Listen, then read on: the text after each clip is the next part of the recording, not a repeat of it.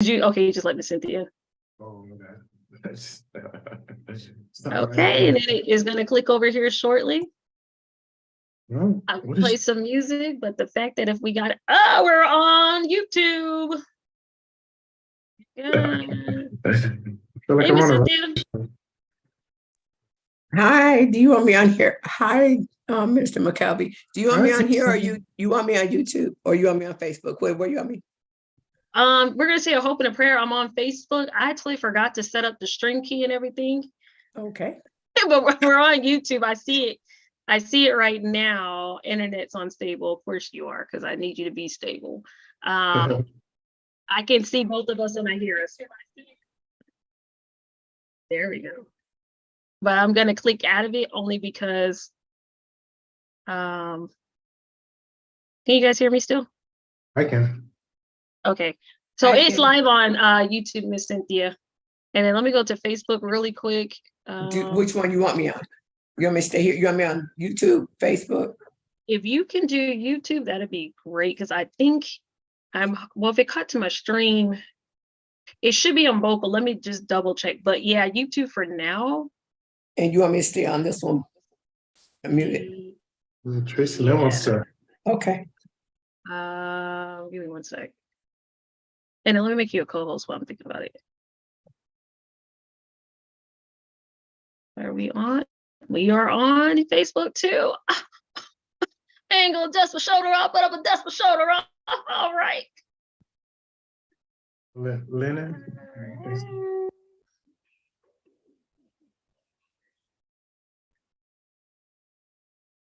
Got it. All right.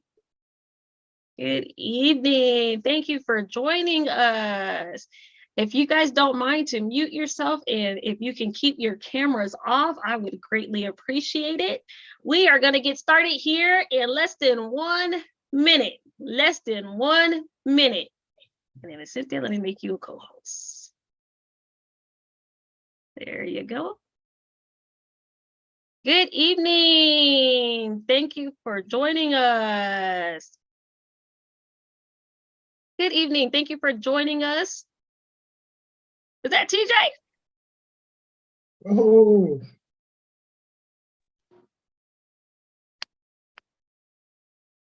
Was I right or no? Hi, how are you? Good, how you doing? Good. It's TJ, yeah? all Yeah, right. it's me. Can you hear me? I'm getting nerves now. Oh, don't get any nerves. This is what we're gonna do, TJ. We're gonna have you turn off your camera, and then at the end we're gonna do some Q&A, and then we're gonna bring you guys up on the screen if you guys That's have any. hard. When Okay. you said Q&A, we didn't tell me that. Well, remember, I'm just kidding. kind of, sort of, so that way if Yeah. someone has something in particular, you have to dive into their particular situation, that's when they can talk to you offline. Sing me off. Yeah, so we're not going to prolong the time because I know it's been a long work day for all of us. So we're going to go ahead and get started. Thank you for joining us for another episode of Let's Get Down to Business. I am so excited for the month of May. We're going to be talking about money, May. And I got one of the best and the greatest here with me today. We go way back. When I say way back, God, I want to say Nate, probably since I was a baby, if not mistaken. Pretty true. Babysitting us to working together. Look how it all comes full circle. That's right. Way back like my hairline. Way back. Oh, way back. So what I'm going to do, you guys already know, I'm your favorite real estate agent, your BFF real estate agent. And what I like to do is talk holistically about money, investing, different opportunities that we lack, especially in the African-American community, and that we need to have a little bit more knowledge on or know who the experts are. That way, if we have a question, we can go and address those questions to those individuals. So without further ado, this is my brother, Minister McKelvey. However you address him, you already know what time it is. So without further ado, I'm going to let Nate introduce himself and tell us all about what he does. Hello, everybody. So I'm Nathan McKelvey. I work for New York Life. What I do on a daily basis is I talk to people about what's important to them when it comes to their money, where they want it to go, where they need to improve possibly with it, And then then I just provide them with options and the pros and cons of some of their options that are out there. So that's what I do regularly.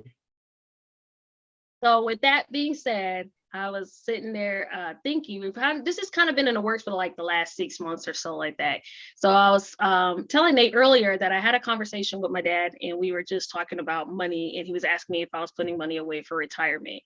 And the number one thing that I came to terms with myself was, hey, you can make money, but how are you managing your money?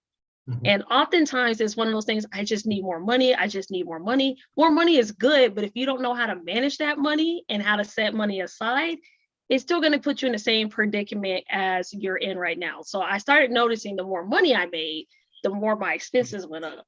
And now I'm trying to bring my expenses back down.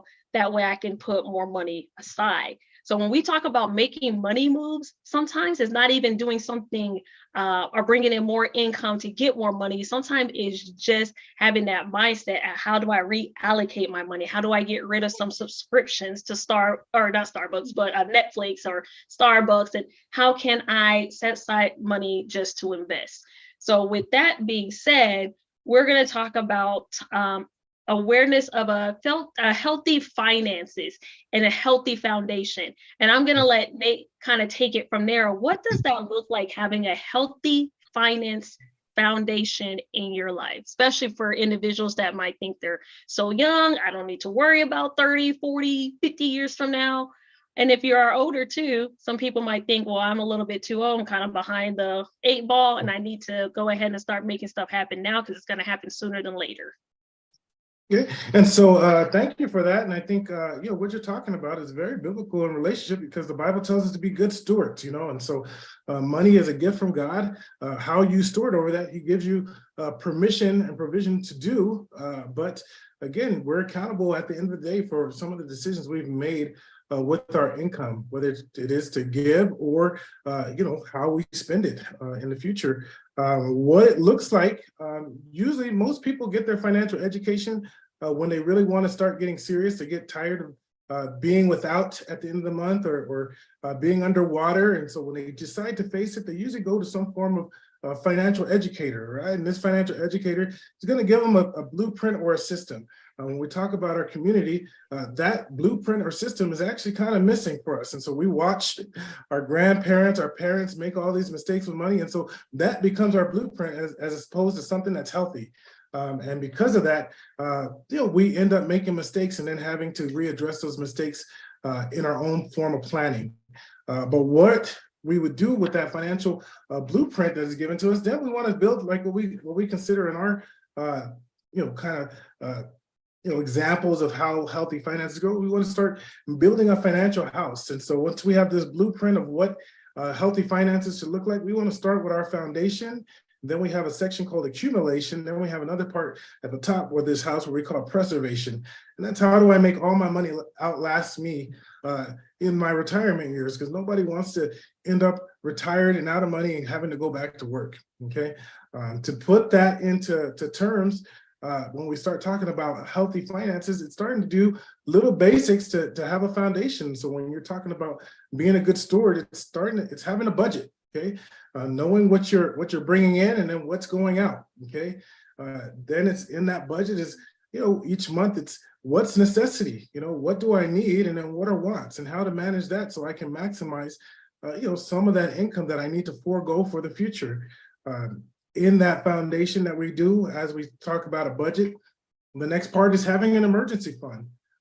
Typically 3 months to 5 months of finances saved up, of basic fixed expenses, in case you were to lose a job or something like that, to help you stay in place is necessary.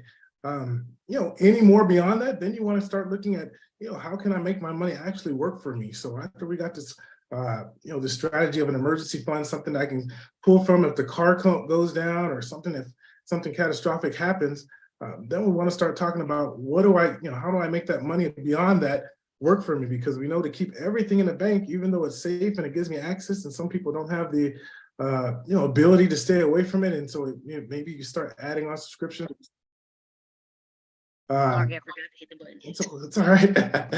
Though you may have some of those things in place, you know, getting it in a system or a place where it can start earning you some money is a good way to start. So you dropped a lot of gems and nuggets in that of what you just said of having that foundation, that healthy foundation for your finances. And of course, you referenced a house. So I was sitting there thinking like that foundation is critical.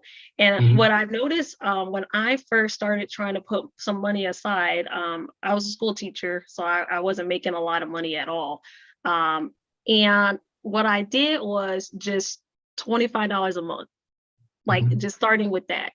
And that has grown. But even then, like if let's say a deal doesn't come through and I don't get paid this month, whatever the case may be, it still automatically takes $25 a month. For somebody that might not have, let's say, a lot or feel like they have a lot of income, like how would you suggest that they would like kind of get started? Do they have to have like $500, $1,000 set aside each month to just start building a financial foundation just to do anything, or what would you suggest? Okay, so I think we go back to the foundation of having a budget. You know what's coming in and then what's going out. From that budget, it's going to let you know. So budgets consist of fixed expenses, and then your income, then fixed expenses, and everything else under that is discretionary. And so anything outside of what your fixed expenses are, so utilities, your mortgage, car insurance, those can even make addition, have a little bit of budget in there for food, gas, and some of those resources. But anything under that, that's left over from that is your discretionary cash. And so from that, you get to make a choice about how thin or how much you want to live based off of that. If I had my way, I would say, from that, try to live off of 25%. Try to limit your discretionary income to 25%, and then save another 25%. So I'm living off, half of my paycheck goes to my bills, quarter of that goes to me so I can have fun, and another quarter of that is going ahead of me into the future. And that's how I would basically plan myself. But when we get out of that range and we start, like you said, more income, because, if we start young, we will have opportunities for more income. But if we raise our lifestyle, then we're going to always kind of feel like, okay, I make a lot, but then where is it going? And so, but that is absolutely correct. And it wasn't until I started doing my taxes and I started looking at my quote unquote budget that I really wasn't budgeting. Man, if I were to tell you how much I spend on food and eating out, I was like, my biggest expense in my household is my stomach. Right, yeah. On them trying Tuesdays and stuff, like, yeah, we might need to slow down there a little Very bit. true, very true. So I think taking your bank statement and just looking at that and seeing like, wow, I didn't realize how much I spent on Amazon. That was another one that came up a lot. Like this money that I'm putting into all these goods and things like that are going to last me for a month or two, whatever the case may be. I could be set aside to build my future. And then I don't know where my dad got this quote, but he's always said it since we've been kids. He said, it's either you're going to pay now or you're going to pay later. But if you pay later, you're going to pay more. So now I'm trying to get more a mature adult in adulting and making those readjustments. And in finances, that that statement is true. You're going to save now, or you're going to save later. But if you start to save later, you start to really get focused on retirement at age 50 and plus, you're going to have to save more. So it's going to be hurt more, because it's going to take a lot more to do that. So starting early really gets compounding and some of those other better habits under your belt early, and has those factors working for you. Because needless to what we think of the market right now, typically the market's up 70% of the time. And so having exposure to that early, through our work retirement vehicles is good, and so we need those fluctuations. Actually, we're buying low and selling high later. So we want all the smoke, we want all the exposure that we can get, and we want to take advantage of that as early as we can, because that's the time value of money, is that compounding factor. And then for all you guys that are listening out there, Nate actually sat down with me about a week ago, I would say, and we went over some different graphs and some charts and stuff like that, showing the difference, like when you invest when you're younger in your 30s versus your 60s and stuff. It doesn't mean that if you're in your 60s that you can't do it, but that whole spiel of you're going to have to pay more in order to catch up or invest more in order to catch up is really real. So if you want to see that, how compounding interest works and what that means, I would definitely highly suggest have a meeting with him offline, especially you can use your age that's geared towards you of how does that look like in your case and scenario. Another thing that you mentioned, Nate, was emergency fund. And I can be a testament to this, to where a lot of you guys know I used to be a school teacher and I used to be abroad. I got extremely sick while I was abroad. I actually came home in a wheelchair. So the fact that I can walk around, go up a hill and stuff like that is really a testament to God's grace and mercies. And with that being said, I could not work for 6 months. And having my expenses low, because then I didn't own a house or anything like that, was probably my saving grace. And of course, staying with my parents and stuff like that.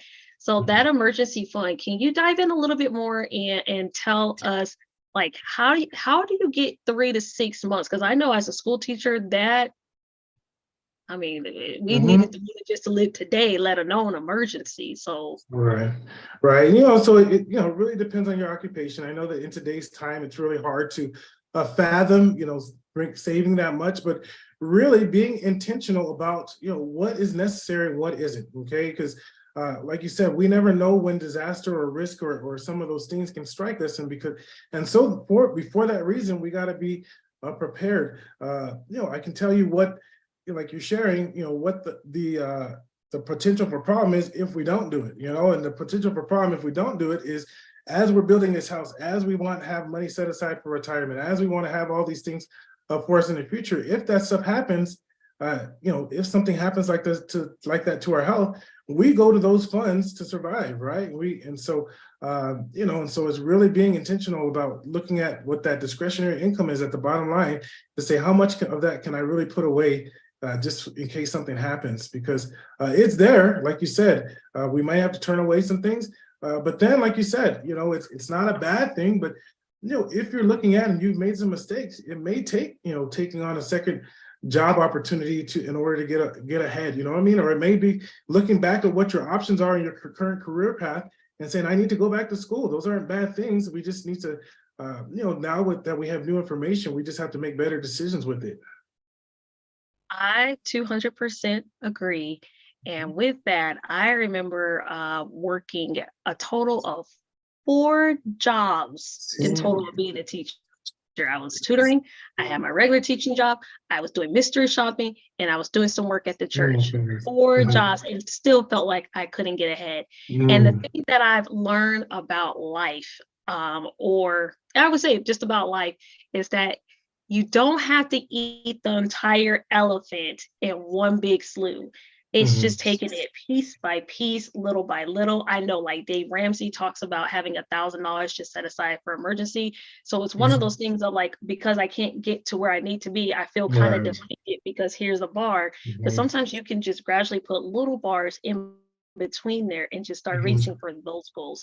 And then now it's kind of like I start getting the mindset, okay, you need to have emergency money saved up, Janelle, because if life ever happens again, you need to be prepared to take care of yourself. And that kind of leads me into what we were kind of talking about, yourself as the greatest asset or as an asset. Do you mind diving into that? Or what does that mean, yourself as an asset? Okay, so depending on what your foundation for your house that you're building looks like, there's going to be some factors that keep it up, and one that we always kind of misplace. If I asked my wife what my greatest asset is, you know what I mean? Prior to my career, she might have said, oh, you got a nice smile, you know what I mean? Or you're funny, you make me laugh, right? But that's not, that's not the only thing I bring to the table, because if I was gone, my house or lifestyle would change drastically. And it's not because my smile or my jokes are not there anymore. It's because my income isn't there anymore, right? And so with 3 boys, it takes a lot of income in order to keep our household going. And it's because we have a certain lifestyle that we've built ourselves up to. And so ourself as an asset continues to talk about, if we had, right now we kind of consider our phones assets, and so we'll have, protection on them if I drop them or if I break them because we're so attached to them. But we'll have that on our phone in case we drop it. But if something happens to us, we're irreplaceable, right? We can't go back to the store and get another one, right? And not only that, again, our income is missing. We now have changed the lives of others around us in order to get by. And so sometimes it's about what protections are available to me in order to keep my income in the household. Like you said in your own event, you know what I mean? Disability insurance, those things are important. Long-term care insurance, those things are important because it helps your money stay focused for what it's meant to be, so that you can, get better and keep income in the house. Then last, the other part of that is, our life insurance, you know what I mean? So if it's income for the family, that's what its purpose there for. That's why you have it. If it's not for you, then it can be used for somebody else. You know what I mean? Life insurance can be, the benefit of that can be given over in charity. And so that's why some of our churches struggle, because we do a lot of burying members and none of them are using themselves to bless the church in that way, And so, it goes round and round, but we are an asset while we're living and breathing because of our ability to work and produce an income. Exactly. And I love how you said it before, not on this call, but before when we were talking, you mentioned that it's protecting your income. And everybody needs income protection in the event that they have to leave their loved ones behind and still have to keep a roof over their head, food on their table, or keep up that same kind of lifestyle that they were accustomed to while you were here. So I definitely agree with that wholeheartedly. I did great and I got life insurance while I was young. However, I never thought about disability until life hit. So now I sing it from the mountaintop with young people. Don't think it can't happen to you. Get protection.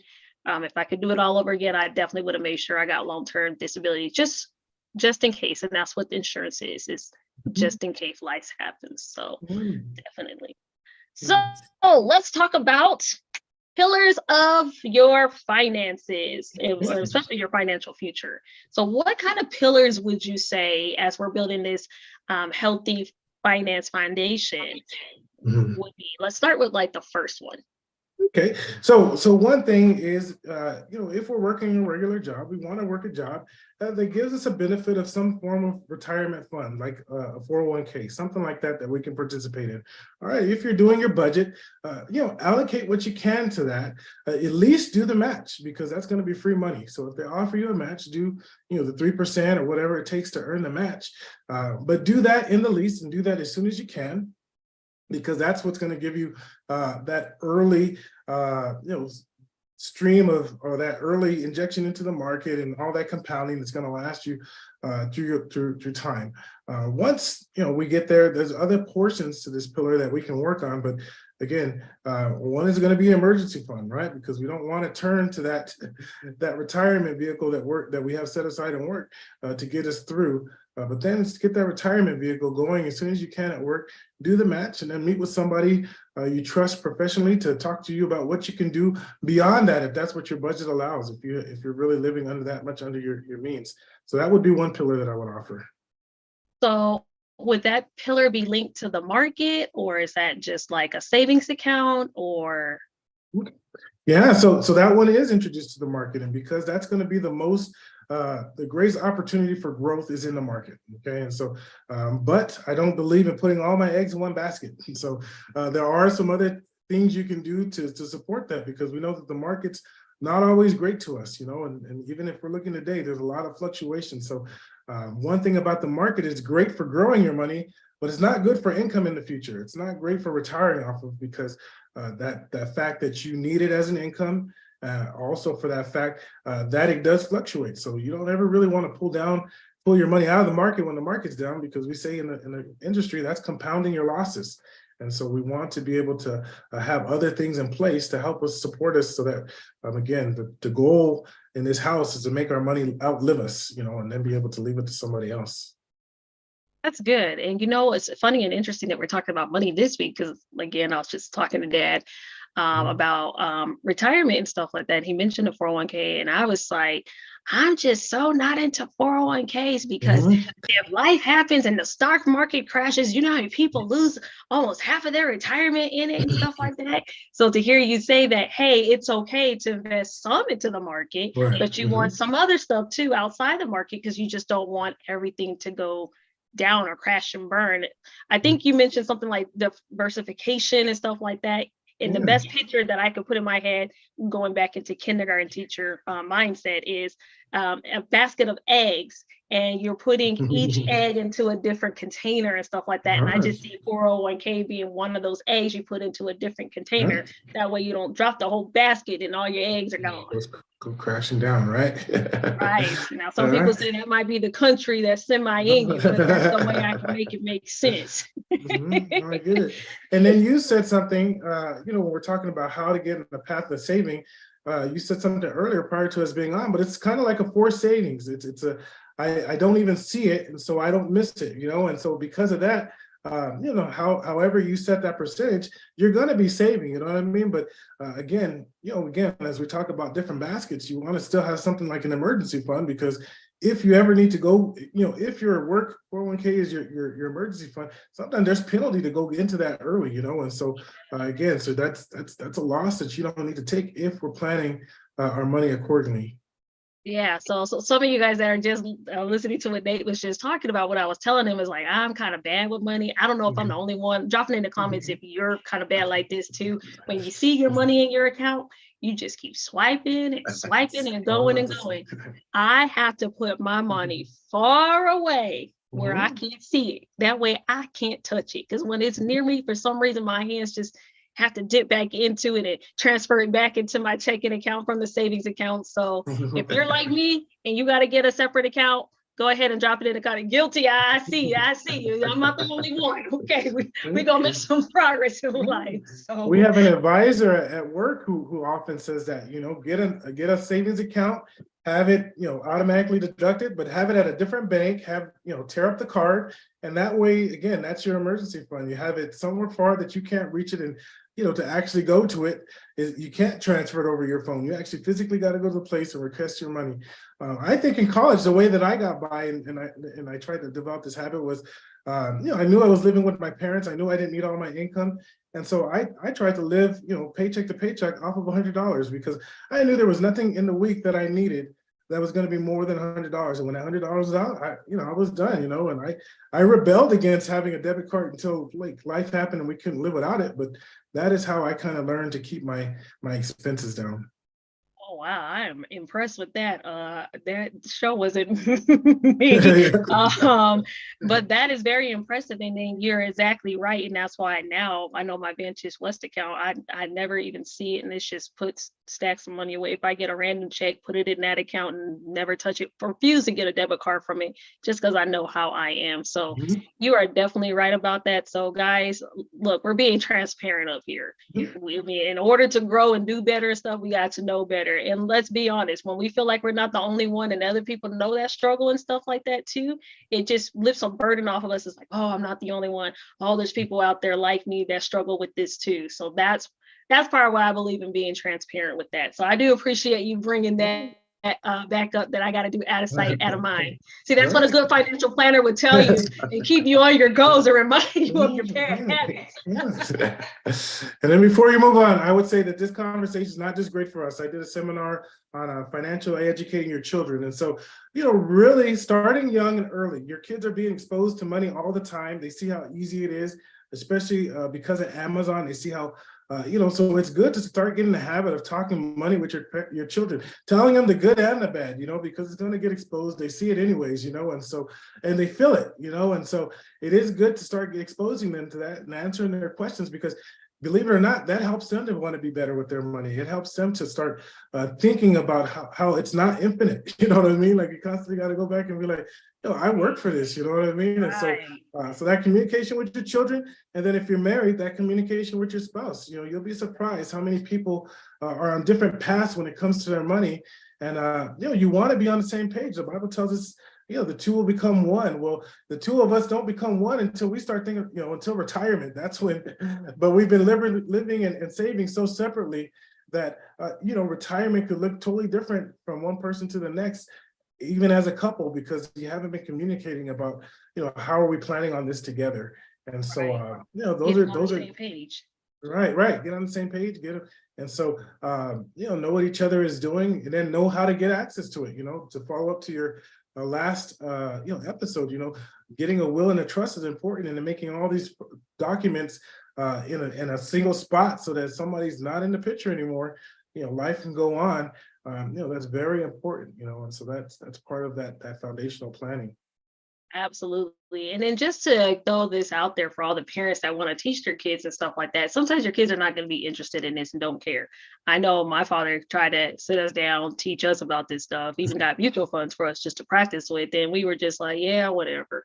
But those things, yeah, God honest truth, even from Rich Dad Poor Dad, y'all should read this book. Now it's one of my favorite books in the whole entire world, but it's like, man, and I would have caught that lesson when I was younger, I probably would have been a lot further in life, financially speaking, than where I'm at now. So what I want to encourage parents out there is that if your kids are not listening, your spouse is not listening, they don't want to hear all that and don't, believe they have forever, it's okay. Just start planting those seeds, start planting those thoughts, start planting those little nuggets in their head, start giving them an opportunity to use a debit card and stuff like that. That way they can just see some things and get exposed. And then don't worry, some of those lessons will come to fruition and come back. So definitely. So now you talked about putting your money in the market with like 401k. Now, what about off market? Off market. Is there something? Good. Yeah. So there are options off market that you can look into, you know what I mean? And so for those options, I mean, that is what the purpose of somebody in the financial industry is there for. Because you may read about them, but again, you won't know the pros and cons to them. And so in that, we always kind of say that there's no perfect product. You just got to find the one that offers you the best alternatives. And so in that seeking, that is the best, the best way to find those kind of opportunities is to be speaking to somebody in the industry. But those kind of things outside of the market are things that are being presented all around us, like the TikToks and the Instagrams on infinite banking, and so typically that's talking about using the cash value of your life insurance in order to support your later years in just access to your cash. That cash value inside of your life insurance policy, it isn't tied to the market. So when the market is doing its dips, your portfolio in life insurance is kind of steady climbing, right? And so, and that money is best to start growing, early, so that it's budget friendly, but then it takes some time to get rolling. And so the longer you have it sitting there and give it a chance to get rolling, by the time you need it for retirement, it will be significant, and it can help you, again, stay away from pulling money out of a 401k in a down market. And so that's really some of the uses of finding some of those tools outside the market. Another benefit of it is it covers, we call it like the Swiss Army knife. It covers other areas of life, depending on how you build it. It offers that protection to your family if something happens to you. It offers, the access to the cash. It offers you cash growth in the middle of the policy so that you can, one thing we haven't talked about, but being opportunistic, opportunistic. When we see the housing market, at the low that it was at with the interest rates, that was a time to try to get in. But if you didn't have money saved, if you weren't prepared there, then you missed out, and you watched it go up and kind of price you out of houses and stuff. And so that is the reason why we want to have these different buckets, just to take advantage of some of those things that happen that may not ever occur again. They can give us the opportunity to step into some stuff. And you are right about it, because there's some opportunity in the housing market when I first bought my house that it's like, man, I wish I would have took advantage of those opportunities. And here's what I'm starting to learn about life. Opportunity waits for no one. It's either get ready or not. Life is not going to wait for you to get ready just to be ready. So you got to be, like you said, have your plan set up, or just have money set aside just for opportunity when that opportunity does pop up. So that is really, really good. And I'm with you on those off-market opportunities, because sometimes you hear a lot about stock market, the 401k, and it's just like, but there's the other side to it. There's other instruments out there. So I think this is Sure. the thing that I want to say to everybody. This is why you need a financial advisor and someone that's going to listen to your financial goals and try to help you put the best plan together that works for you and your family. So what we're talking about is just general information, guys, that's out there, and that you can set up an appointment to meet with Nate and go over your financial goals and everything like that.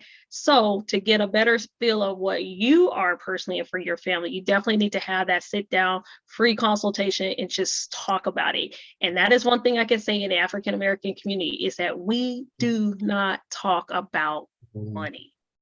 And that is what's hurting us the most. Sometimes we still even keep our money under the mattress and stuff. Not hating on it. I get it. I understand. Talking about GoFundMe's when funerals happen. I get it. I understand. Life happens and stuff like that. But wouldn't it be nice to have that peace of mind of I'm setting myself up financially that I don't have to depend on anybody.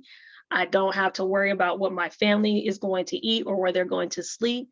And I can even live or leave an inheritance to somebody else just to bless somebody else's life. And I think as a Christian for myself, that's something that I look forward to, and just to be a blessing even in my death. And living, of course. I mean, we're not trying to die. Yes, you have. Let me clarify that. But okay, so let's go. So that's one pillar in the market. Second pillar, off the market. Now, what would be that third pillar that we would need to have in this financial healthy situation? Okay, so if we're in life and we're doing good and we're living within our means and we're finding ourselves with extra, that third pillar would be in order to retire successfully. So we always compare like retirement to climbing the tallest mountain, and many people do climb mountains and they make it all the way to the top. One problem is not the same amount of people that climb up the mountain make it down the mountain. And that's because they don't plan for it, right? So retirement takes some planning, in order to make your money outlast you, okay? And so that other part, and you guys can check, there's a gentleman by the name of Wade Pfau. This is his kind of financial rubric for retirement, but he says you need something that's income producing in your retirement, something that something we may relate that to. There used to be pensions, you know what I mean? So today you can fund your own pension, even though your job, because people are living longer, they've gone away, and so corporations don't want to be responsible for those. But having some form of residual income that you can carry into retirement that can be dependable, like rental income, something like that, is another third pillar that's going to make your money last longer in retirement. Because again, should we only use our 401k as a vehicle, or any one vehicle, that's only one basket. That's only one basket, and it can be susceptible, to various different forms of risk. And so that's another way of diversifying. Absolutely. And the key thing that I just heard you say in that, one of the key things is income producing. There you go. Income producing. And I imagine when you're saying that, it's not that you have to get up and go to a job or get up and have to sell a product or something like that. It's just money coming Residual. coming in. Now, somebody drop it in the comments with me if you would like to have passive income to where you wake up in the morning and you got extra money in your account, and you go to bed at night and there's more money in your account, and then you wake up the next morning and there's more money in your account. Is anybody out there like that, like me, that wants to have more passive income so I don't have to go and quote unquote work? All right. Right. Because isn't that the goal of retirement, that you're not going to you don't want to be the income producer anymore? Like, you want that asset, something else to do that for. My first financial advisor thought I was crazy because I told him I was going to try to retire by 40. See? Very ambitious. But very ambitious. I'm still working on it. I still hear that, and I'm like, I just to young people say that, and I was like, man, you just think 40 is so old, huh? Well, now they're getting closer to there. It's not so old. It's still young. It's still young. That's right. But going back to that mountain example, I said again, the reason why you want to have proper planning, and there's calculators you can use to even get an idea. There are retirement calculators that you can go on online and just browse. Just like just like you can browse and see how much life insurance should I be insured for. But use these calculators, because what you'll find, people are living a lot longer, and so you have the opportunity, if you did it right, or if you to live longer in retirement than you did working, because that is the state of our healthcare. I joke with people in my meetings. I say, we can't even die if you don't, you can't even die if you want to, because, medical advances are here to keep you alive, and so, that's one thing that we have to take into consideration when retirement was first planned. It was only supposed to be maybe, people were living to 70, maybe it was 10 years out, but now people are living to, 85, 90. So that's really the journey that you're planning for when we talk about coming down that mountain.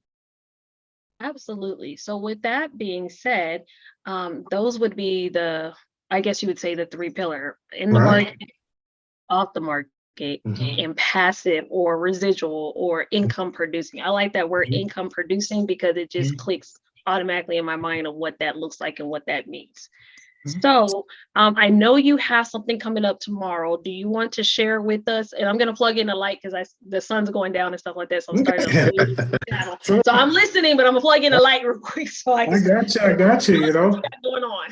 Yeah, and so, if you're my friend or something, you might have got an invite, but tomorrow at 11 a.m., there's going to be a webinar, 11 a.m. Tucson time, that's going to be making the most of your Social Security. And so Social Security gets to be kind of like that pension portion of some people's portfolio. We don't know where it's headed or where it's going, but, if you have access to it, if you're in that age range of 50 and up, it pays it may, be worth your while just to see, get some information on it. I know that I don't know too much about it myself, but I'm learning, but it's one of those things that, we know it's there. We know money is coming out of our check towards it, but, how do we use it? How do we maximize it in our retirement, and then young people are, I know, definitely concerned about, will it be there for me?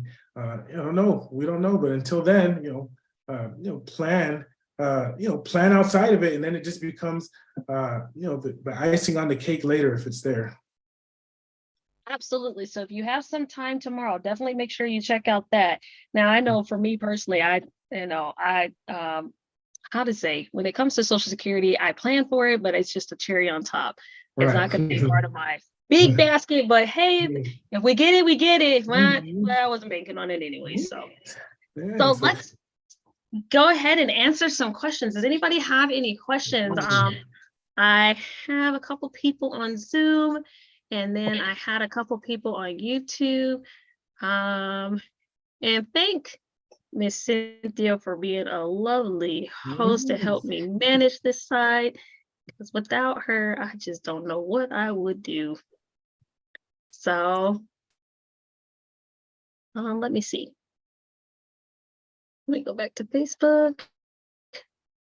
Well, I don't see anything in the comments on Facebook. Let's see on YouTube. Give me a second. Hopefully it won't vibrate. I will just say in the silence that if they'd like an invite, I will pass a link over to Sister Janelle, and then she can invite you to that webinar on tomorrow on how to make the most out of your Social Security. Okay, definitely. And then those of you who have like additional questions again and stuff like that, reach out to Nate personally. And just to be totally transparent with everybody, I personally reached out to Nate because there's a couple financial things that I wanted to kind of look into and gather more information about and stuff like that. And I think sometimes using people that that take their business seriously and that do the things they say they're going to do. If anybody knows me, I am a pet peeve of that. Do what you say you're going to do, especially if you're running a business. You need to run the business.